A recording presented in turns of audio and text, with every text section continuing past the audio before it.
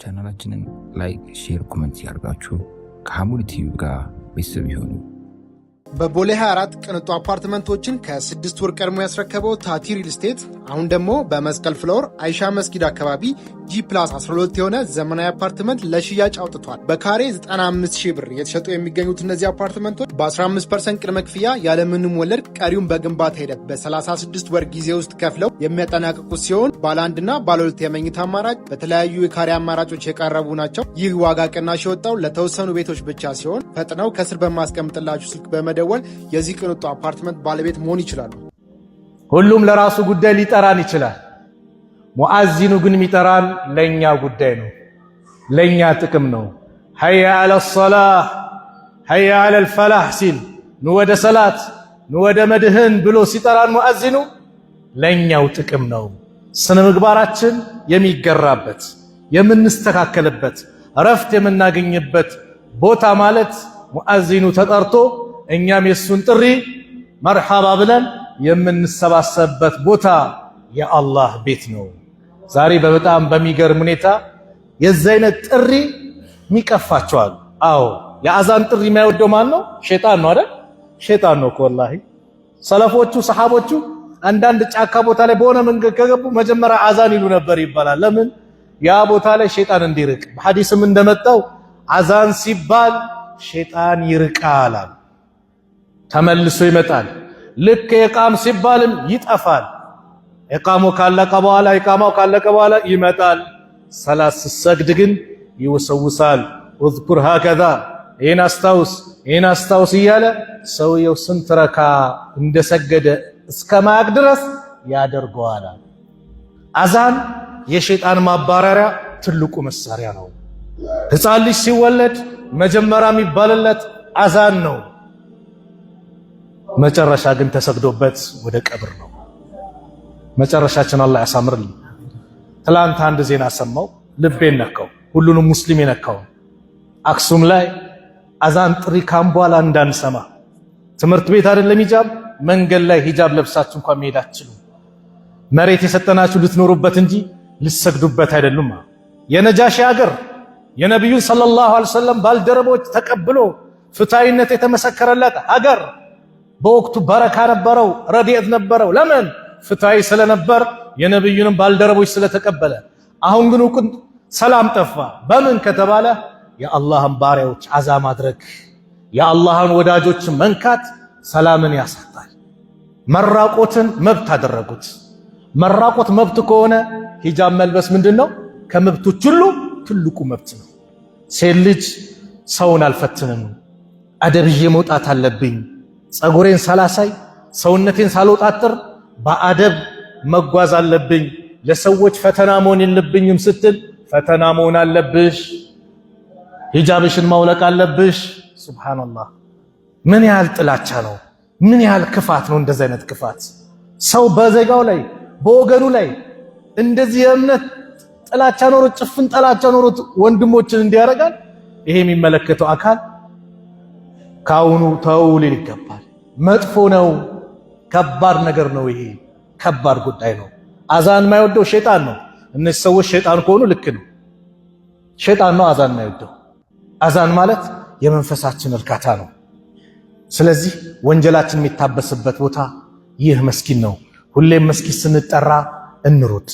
ዛሬ አርሴናል ማንቸስተር ሲል የትኛውን ቅድሚያ ሰጠ ነው? እዚህ ጋር በዛው ሰዓት ሙአዚኑ ሀያ አለ ሶላህ ሀያ አለ الفلاح ይላል። እኛ የቱን ነው ቅድሚያ የሰጠ ነው? ወንድሞች የሆነ እግር ኳስ ጨዋታ ዜናውን ትሰማዋለህ። እንደው ሌላ እንትን ውስጥ አልገባም። በቃ ዜናውን ትሰማዋለህ፣ ውጤት ትሰማለህ። በኳሱ ምክንያት ግን ሰላቱ ካመለጠ ሰላቱ አመለጠች። አሁን በጀማ ምን ሰላት ሰገድን? ምን ሰገድን? ዙሁር ሰላት። ወላሂ ዛሬ የሰገድናት የዙሁር ሰላት የዛሬው የዙሁር ሰላት የምትመጣው ነገ የውመል ቂያማ ብቻ ነው። ተመልሳት ነው። እንደ ስም ነገም ከነጎዲያም ዙሁር ሰላት አለ፣ አስርም አለ፣ መግሪብም ኢሻም አለ። በስም ግን የዛሬው አስራ ነገ የውመል ቂያማ ነው የምትመጣው። ሄዳለች። ሰላቱ ካመለጠ አመለጠ። ከባድ ነው። በምን ምክንያት አመለጠ? ራስን ስተወድቀን ያመለጠህ ረስተህ ታመህ በምን ምክንያት አመለጠህ? እየሰማው ቆይ አንዳንድ ደግሞ ሙአዚን ቶሎ አይጨርስም እንዴ እንዳናዳምጥ አደረገን ይላል። ያ አላህ ይሄ ለአኺራህ የሚጠራ አኺራህን የሚያስተካክልልህ ጉዳይ ነው። ሙአዚን የሚጠራ የዲናችን ጉዳይ ነው። እንደው አላህ ይጠብቀንና አዛኑን ቆይ ይቅርብን ሰላቱን ይቅርብን ብለን ፍጥጥ እንዳለን ኳሱ ላይ ሞት ቢመጣስ አጀል ቢደርስስ? አጀል እዚህ ቦታ ነህ እዛ ነህ አይልም። ከመጣ እዛው ቦታ ይወስድሃል። አጀልህ እየሰገድክ ከሆነ እየሰገድክ ይወስድሃል። ሐጅ እያደረገ ይሞታል አይደል? ሷሐባው ሐጅ እያደረገ ነብዩ ፊቱን እንዳሸፍኑት አሉ። ለምን ሐጅ የሚያደርግ ሰው ጭንቅላቱን ምኑን አይሸፈንም? ሽቶ እንዳትቀቡት አሉ። ለምን ኢህራም ላይ ሆኖ ለበይክ እያለ የሐጅ ስራውን የዑምራ ስራውን እየሰራ ከሆነ ሽቶ አይቀባም። በዛው ቀበሩት። ዩብዓሱ የውመል ቂያማ የቂያማ ቀን ይነሳል ከቀብሩ ለበይክ አላሁመ ለበይክ እያለ ከቀብሩ ይነሳል። አላህ ኻቲማችን አላህ ያሳምርልን። ታዲያ በመጥፎ ሐልስ ብንሄድስ? ኸምር እየጠጣ በመጥፎ ሐል ከሄደም በዛው ሐል ይነሳል። ሐዲስ ነው። ሰው በሞተበት ሁኔታ ከቀብሩ ይነሳል። ስለዚህ ወደ መስጊድ ስንጠራ የሁላችንም ግዴታ ነው። የቀብር ቤታችንም ያምርልን ወላሂ የሚያሳምርልን ይህ የተባረከው ከቦታዎች ሁሉ የተወደደው የአላህ ቤት ነው። ሁሌም የአላህ ቤት ላይ ስንጠራ እንሩጥ። ሰላታችን ላይ ድርድር ሊኖረን አይገባም። ከቻልን ቀድመን መግባት፣ ቀብልያ ባዕድያ መስገድ። ሱና ሰላት ጥቅሙን ታውቃላችሁ? ሁሉም ሰው ነገ የውመል ቂያማ የመጀመሪያ ሂሳብ የሚተሳሰበው ሰላት ነው አሉ ነብዩ ሰለላሁ ዐለይሂ ወሰለም። ሰላት ይተሳሰባል። ሰላቱ ሲተሳሰብ ከጎደለች አላህ ምን ይላል? እንዙሩ ሀል ሊዐብድ ሚን ተጠውዕን እንደው ለባሪያ እስቲ ተመልከቱለት ከትርፍ ሰላት ሱና ሰላት የሰገደው አለ እሱን ሰላት አምጡና የጎደለው የፈርድ ሰላት ላይ ጠግኑለት ይላል አላህ። የሱና ሰላት ጥቅም አይ ዝቅ ስንል ከፍ እንላለን። ዝቅ ያልነው ለአላህ ነው። የተከበረውን ፊትህ ለአላህ ዝቅ ስታደርግ አላህ ከፍ ያደርግሃል። ለፈጠረን ጌታ ዝቅ እንበል፣ እንዋደቅ፣ እንዋረድ፣ ያዘዘንን ትእዛዝ እንፈጽም። እንኳን እኛ በሰላም ተቀምጠን ያለን አይደለም ጂሃድ እንኳን መጥቶ ከሆነ ጠላት ፊት ለፊት ከሆነ ረካዋ ተቀንሳ 4 የነበረ 2 ተቀንሶ ሰላቱል ኸውፍ ተብሎ መጥቶለት የሆነ አንደኛው ቡድን ሲጠብቅ አንደኛው ቡድን ይሰግዳል። በዛል ሁኔታ ሰላታቸውን እንዲሰግዱ ከታዘዙ ጤነኛ የሆነ ሰላም የሆነ እንዴት ነው ታዲያ? በሆነ ምክንያት ራቀኝ፣ አዎ መንቀሳቀሻ መኪና የሰጠህስ እንዴት ነህ? አላህ ነገ በዚህ በሰጠው ኒዕማ ምን ሰራህበት ሲለን ምንድነው? የሰላታችን ጉዳይ ያሳስበን። ሞቱል ፉጃ ድንገተኛ ሞት እያንዣባብን እየሰማን ነው። አብረው ትላንት ማኪያቶ ጠጥተህ ዳዋ አብረህ ቁጭ ብለህ አዳምጠህ እከሌ ሄደ እየተባልክ ትሰማለህ። እንሰማለን ትሰሚያለሽ። ይህ ትምህርት ካልሆነ መቼ ነው ትምህርት የሚሆነን? ስለዚህ በመጀመሪያ ከአላህ ጋር ግንኙነት እናሳምር። ለነዚህ ወንድሞች ግን ሐቂቃ ዱዓ እናድርግላቸው። ወላሂ ተሰቃዩ። አክሱም ላይ ያሉት ሙስሊም ወንድሞቻችን 5/3 ያለች ክፍል ላይ ነው እኮ መስጊድ ተብሎ እየሰገዱበታል። 5/3 ምታክል ልጆች ቪዲዮንም አሳይቶኛል። እዛው ደርሶ የመጡ ወንድሞች አዛን እንዳንሰማ አሏቸው። ትላንትና ደግሞ ሂጃብ ትምህርት ቤት አይደለም መንገድ ላይ እንዳናያችሁ አለዛ ከዚህ በፊት የደረሰው መከራ እናንተ ላይ ይደርስባችኋል ብሎ ያሰብ አላህ ድሉን ቅርብ አላህ ያርግላችሁ። ያማረ መስጊዱን አላህ ይለግሳችሁ። ስለዚህ ነይተን ዱዓ እናድርግ። ወንድማማችነት በኢስላም ቀላል አይደለም። ወንድማማችነት ዝም ብሎ ምንፍቀው አይደለም። ወንድማማችነት ከባድ ነው። ሱሃይብን ከሩም፣ ሰልማንን ከፋርስ፣ አብዱላህ ኢብኑ ሰላም ከይሁዲ፣ ቢላልን ከሐበሻ፣ አቡበከርን ከዓረቦች ከቁረይሽ አንድ ቦታ የሰበሰባቸው ከሊመቱ ላኢላሃ ኢለላህ ነው። የአንዱ ክብር ነው። ለዚህ ነው ዑመር ምን አሉ? አቡበከር ሰይዱና፣ አቡበከር የኛ አለቃችን ነው። ፈዕተቀ ሰይዱና፣ የኛን አለቃችንን ነፃ ወጣ አለ። ማንን ነው አለቃ የሚለው ዑመር? ቢላል ኢብኑ ረባህ፣ ያ ጥቁሩን ባሪያ ጀነት ላይ ዱንያ ላይ ያለ ጀነት የተመሰከረለት ነብዩ ሰለላሁ ዐለይሂ ወሰለም የጀነት የጫማህን ኮቴ እኮ ሰማሁት ብለው የመሰከሩለት በምን ምክንያት ቢላል አላህን በመፍራት ኮቴው ግን የተሰማው ሁሌ ውዱ ባደረገው ቁጥር ረካዓተይን ይሰግዳል ቢላል የውዱ ሱና ማለት ነው ውዱ ባደረገው ቁጥር ቢላል ረካዓተይን ይሰግዳል ይሄ ምን ማለት ነው አንተ ጀነት የምትገባበት መንገድ አታውቀውም የትኛው እንደሆነ የቢላል ኮቴ የተሰማው በሚሰግዳት 2 ረካ ውዱ አድርጎ የትኛው እንደሆንክ አታውቀውም የሆነች አሮጊትን ረድተህ ሊሆን ይችላል አታውቀውም የትኛው ጀነት እንደምትገባ እናት አባትን ተንከባክበ በየትኛው እንደሆነ አታውቀውም ለሚስት ምርጥ ባልሆነ አንቺ እህቴ ለባልሽ ምርጥ ሚስት ነሽ ለልጆች ምርጥ አባት ሆነ ዑለማና ክብረህ ሊሆን በየትኛው አታውቅም ስለዚህ መልካም የተባለ ስራን እንዳትንቅ ስራው በቃ ኸይር ነው ስራው የትኛው ጀነት እንደሚያስገባ አታውቅም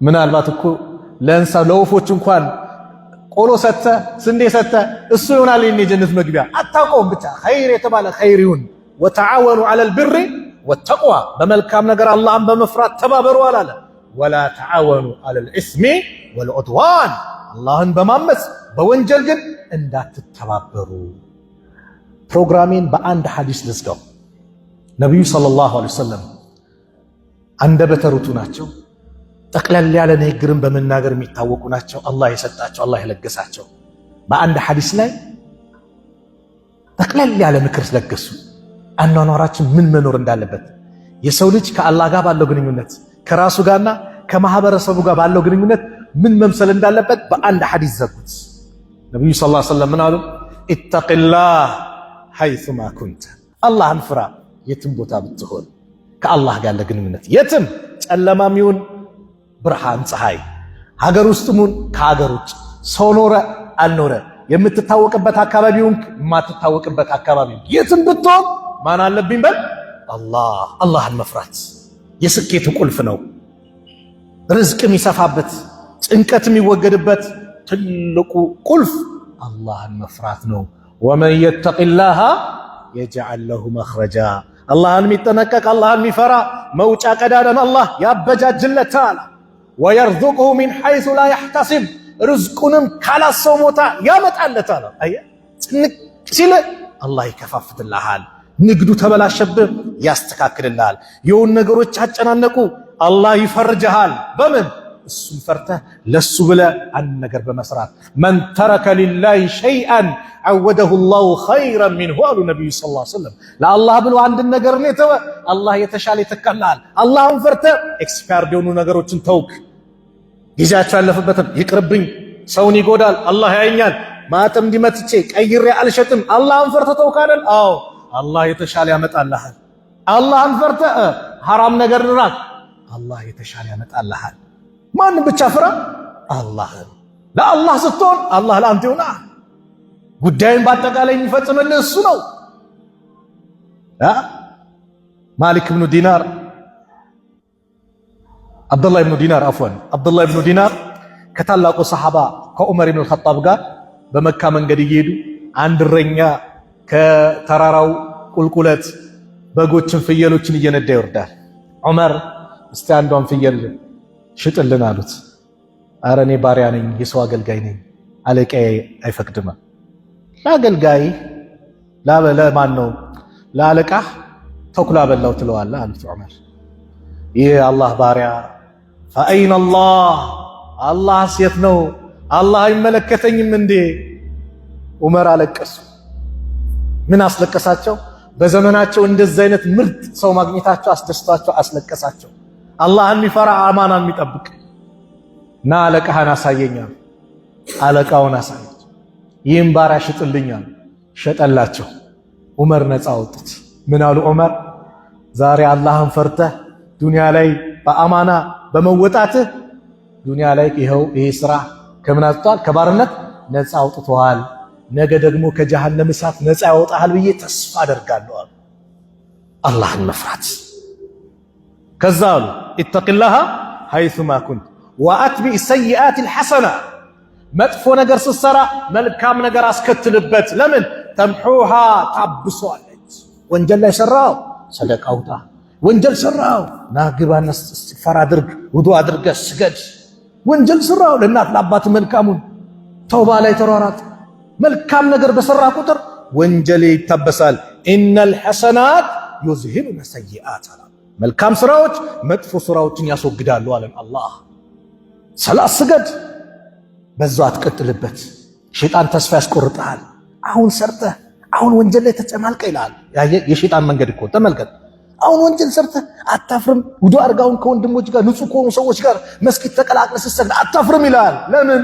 ሙሉ ለሙሉ ሊያስወጣ ሲፈልግ፣ ሙሉ ለሙሉ ከዲኑ ሊያርቅ ሲፈልግ እንደዛ አይነት ተስፋ ያስቆርጣል። ላ አላህ ና ያለ ና ተውባ አድርግ፣ ና ተመለስ፣ ና ለምነኝ ነው የሚለው አላህ። ስንመለስ የሚደሰት ጌታ፣ ተስፋ የሚሰጥ ጌታ አላህ። ስለዚህ ተስፋ እንዳትቆርጥ፣ ወደ አላህና ወደ አላህ ተመለስ። መልካም ነገር አስከትል። እስቲ ሁን ነገር ሰርቻል ፍላት የሆኑ ሰውን በምላስ ያስቀየምኩ፣ አሁን እስቲ ሰደቃ ላውጣ ስት ወንጀል እንዲታበስ ያስቀየምኩ ሰው አውፍታ ጠይቅ። አደራ ወንድሞች፣ የሰው ሐቅ እንዳይኖርብን፣ ሰው እንዳትበድል።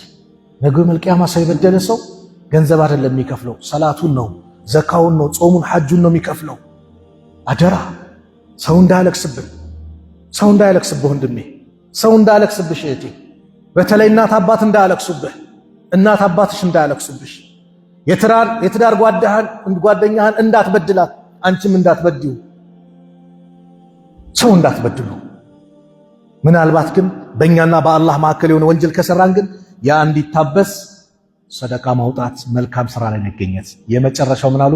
ወኻሊቅ ናሰ ቢኹሉቅን ሐሰን። ከሰዎች ጋር ስትኗኗር በመልካም ስነምግባር ትኗኗር። ይህ ሐዲስ ከማን ጋር ነው? ተመልከቱ። አላህን ፍራ። የትም ቦታ በእኔና በአላህ መካከል ያለው ግንኙነት ነው። መልካም መጥፎ ነገር ከሰራው መልካም ነገር አስከትል፣ የነፍሴ ጉዳይ ነው፣ የራሴ ጉዳይ። ከማህበረሰቡ ጋር ምን አሉ? ነብዩ ሰለላሁ ዐለይሂ ወሰለም ወኻሊቅ ናሰ ቢኹሉቅን ሐሰን። ከሰዎች ጋር ስትኗኗር በመልካም ስነምግባር ተኗኗር። 5 አውቃት ሰላት ሰግደህ ለይል ቁመህ ጾመህ ጎረቤትን አዛ የምታረግ ከሆነ ሰውን የምታሰቃይ ከሆነ የጀሃነም ነህ እኮ ነው የተባለው። ነብዩ ሰለላሁ ዐለይሂ ወሰለም ስለ አንድ ሴት ተነገራቸው። ለይል ትቆማለች፣ ቀን ትጾማለች፣ ግን አንድ ችግር አለባት። ምን? በምላሷ ጎረቤቶቿን አዛ ታደርጋለች። እሷ የጀሃነም ናት አሉ ነብዩ ሰለላሁ ዐለይሂ ወሰለም።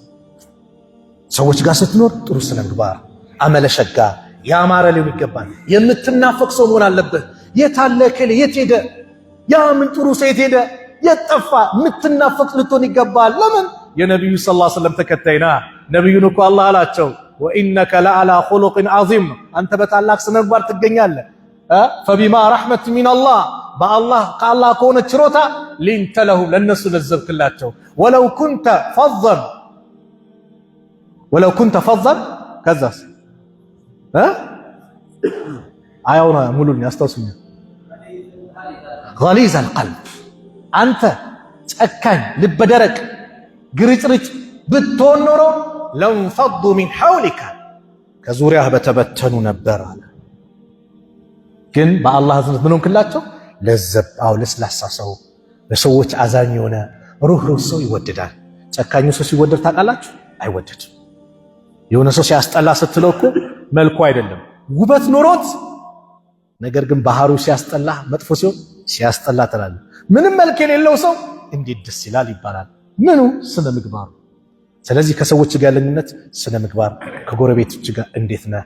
አብዱላህ ኢብኑ ሙባረክ ያ ታላቅ ዓሊም ሙጃሂድ፣ ዓመቱን ለ4 የከፈሉ የጂሃድ ወር አላቸው፣ የዒባዳ ወር አላቸው፣ የንግድ ወር አላቸው፣ ዒልም የሚሰጥ ወር አላቸው። ዓመቱን ለ4 ከፍለው በዚህ ነው የሚያሳልፉት። ምንም በቃ ትርፍ ጊዜ የለም። አንድ ጎረቤት ነበራቸው። የእሳቸውን ስነ ምግባር ለመግለጽ ጎረቤት አዛ ያረጋቸው፣ ይሰክራል፣ አዛ ያረጋቸዋል። ይህ ጎረቤት ይታሰራል። አብዱላህ ኢብኑ ሙባረክ እስር ቤት ሄዱ። ሊጠይቁት ሲሄዱ በጣም ግራ ገባው። ያ ጎረቤት አዛ ያረኩ እየሰከርኩ እያስቸገርኩ አንተ እኔ ልጠይቀኝ መጣህ እንዴ? አዎ ማን አለህ አንተ? የጎረቤት ሐቅ አለብኛ፣ መጠየቅ አለብኝ። ይህ ሰውዬ ምን ያህል እንደሚቀየር አስብ።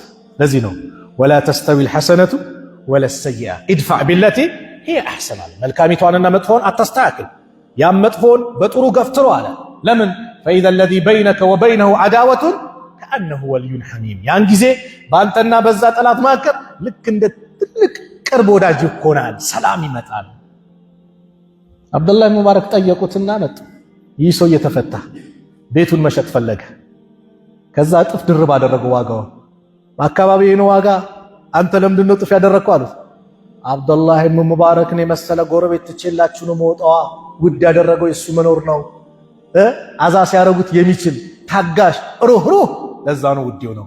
አንተ ሰዎች አካባቢ አንተን ፈልገው መጥተዋል ወይስ አረ እዛማ ይቅርብኝ፣ እዛ አካባቢ አልከራይም፣ እዛ አካባቢ ቤት አልገዛም፣ ለምን እከሌ የሚባል ሰው አለ ይባላል። በዛ ነው ወይስ ምንድነው? ያንን ፈትሽ ራሳችንን፣ አኽላቃችን ከሰው ጋር ያለንነት እናሳምረው። ኡፍ የተገላገልነው ነው የሚባለው ብንሞት ወይስ አላህ ይዘንለት ምን የመሰለ ሰው ነበር? የቱኛው ነኝ ከየቱኛው ነኝ እኔ? ራሳችንን ፈትሽ፣ ይሄን እናስተካክል። ያው የመጀመሪያውን የጀመርኩበት እንዳትረሱ። አክሱም ላይ ዱዓ አድርጉላቸው። ለአክሱም ወንድሞች ዱዓ አድርጉ። ወላሂ ዱዓ አድርጉላቸው። መን ለም يهتم بأمر المسلمين فليس منهم ተብሏል። የሙስሊሞች ጉዳይ ላሳሰበው ከነሱ አይደለም ተብሏል። አስብ፣ መንገድ ላይ እንዳትለብሱ ነው እኮ የሚሏቸው። ሂጃብ የደህንነት ጽሕፈት ቤት የከንቲባው ምናምን የወሰኑት እኮ ነው። መንገድ ላይ እንዳትለብሱ፣ ቤት የሰጠናችሁ መሬት የሰጠናችሁ ልትኖሩበት እንጂ ልትሰግዱበት እንደ አዛን የሚባል እንዳልሰማ። አላህ ምን ያህል አረመኔነት ነው! ቀብር ቦታ እኮ የላቸውም። ሩቅ ቦታ እኮ ነው እንግዲህ የሚቀብሩት። ሩቅ ቦታ መኖር ከፈለጋችሁ ሱዑዲያ ሂዱ እያሏቸው። የነጃሺ ሀገር የኢስላም ብርሃን የፈነጠቀበት አገር ላይ ዛሬ አምባገነኖች መጥተው እንደዚህ ሊሆኑ አንፈቅድም። የሚመለከተው አካል በአጠቃላይ ይህን ጉዳይ ቶሎ መፍትሄ ሊያበጅለት ይገባል። እኛ ግን መጮያችን መዞሪያችን ሁሌም ወደ ማን ነው? ወደ አላህ። ሐስቡናላህ ወኒዕመል ወኪል። አዎ መመኪያችን መጠጊያችን አላህ ነው። ወደ አላህ እንጨዋለን፣ መልስም ይሰጠናል። አፋጣኝ መልስ ከአላህ እናጣምኛ። ግን እስቲ ራሳችንን እናስተካክል። ከወንጀል የኔ ወንጀል ሊሆን ይችላል፣ ወንድሞቼ ላይ ሁሉ መከራ የሚመጣባቸው ብለን ሁሌም ራሳችንን ፈትሽ፣ ተውባ እናድርግ፣ ወደ አላህ እንመለስ። አላህ ሱብሓነሁ ወተዓላ እኔ በተናገርኩት እናንተም ባዳመጣችሁት ሁላችንም ተጠቃሚዎች አላህ ያድርገን። ጥሩ ከተናገርኩ ከአላህ ነው፣ ከተሳሳትኩ ከነፍሴና ከሸይጣን ነው። አላህ የሁላችንም መጨረሻ አላህ ያሳምርልን፣ መጨረሻችን አላህ ያሳምርልን። ለሙአዚኑ ጥሪ መልስ የምንሰጥ አላህ ያድርገን። ሙአዚኑ ሐያ አለ ሶላህ ሲለን መርሐባ ብለን የምንገባ የምንመጣ አላህ ያድርገን። ሁሌም ልባችን ወደ አላህ ቤት የሚንጠለጠል አላህ ያድርግልን። የአላህን ቤት የሚናፍቅ አላህ ያድርግልን። የሙአዚኑን ጥሪ የሚናፍቅ አላህ ያድርግልን። ልባችን ወደ አላህ ቤት የተንጠለጠለ አላህ ያድርግልን። ወንድማማችነታችንም የእውነት ወንድማማችነት አላህ ያድርግልን። እርስ በራሳችን የምንተሳሰብ የምንተዛዘብ አላህ ያድርግልን። አንዱ ለአንዱ የሚጨነቅ የሚያስብ አላህ ያድርገን። ለሱ ብለን የምንዋደድ አላህ ያድርገን። ለሱ ብለን ተዋደንም ነገ የውመል ቂያማ የታሉ ለኔ ብሎ የተዋደዱ ብሎ ከሚጠራቸው ባሪያዎች መካከል አላህ ያድርገን። የሁላችንም መጨረሻ ያማረ አላህ ያድርግልን። ያ ረብ አክሱም ላይ ያሉት ሙስሊሞች አንተ ወርዳቸው። ያ ረብ አክሱም ላይ ያሉት ሙስሊሞች አንተ ሆናቸው። የበላይነቱን ለነሱ አላህ አድርገው። ከጠላቶቻቸው ተንኮል አንተው ጠብቃቸው። ሰላም አላህ ያርጋቸው። ያ አላህ ሰላም አላህ ያርጋቸው። ሀገራችንን ሰላም አላህ ያርግልን። ሰላም አላህ ያርግልን። ሰላም አላህ ያርግልን። ፊሊስጤም ያሉት ወንድሞቻችን ሰላም አላህ ያርጋቸው። ጋዛ ላይ ያሉት ወንድሞች እህቶቻችን ሰላም አላህ ያርጋቸው። በይተል መቅዲስን በእነሱ እጅ አላህ ያስገባው። ከጠላቶቻቸው እጅ አላህ ንጹህ አላህ ያርገው። ሰላም አላህ ያርገው። የእኛንም ሰላም አላህ ይጠብቅልን። ከመካከላችን የተጨነቀን ከጭንቀቱ አላህ ይገላግለው።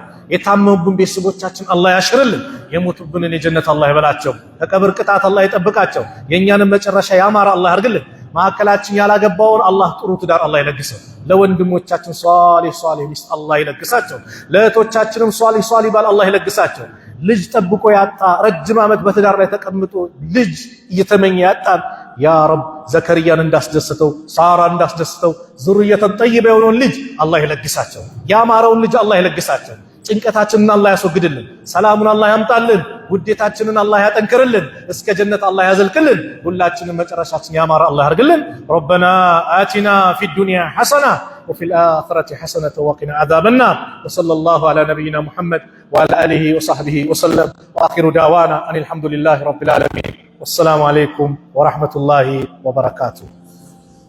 በቦሌ 24 ቅንጡ አፓርትመንቶችን ከ6 ወር ቀድሞ ያስረከበው ታቲ ሪል ስቴት አሁን ደግሞ በመስቀል ፍሎር አይሻ መስጊድ አካባቢ G+12 የሆነ ዘመናዊ አፓርትመንት ለሽያጭ አውጥቷል። በካሬ 95,000 ብር የተሸጡ የሚገኙት እነዚህ አፓርትመንቶች በ15% ቅድመ ክፍያ ያለምንም ወለድ ቀሪውን በግንባታ ሂደት በ36 ወር ጊዜ ውስጥ ከፍለው የሚያጠናቅቁት ሲሆን ባለ 1 እና ባለ 2 የመኝታ አማራጭ በተለያዩ የካሬ አማራጮች የቀረቡ ናቸው። ይህ ዋጋ ቅናሽ የወጣው ለተወሰኑ ቤቶች ብቻ ሲሆን ፈጥነው ከስር በማስቀምጥላችሁ ስልክ በመደወል የዚህ ቅንጡ አፓርትመንት ባለቤት መሆን ይችላሉ።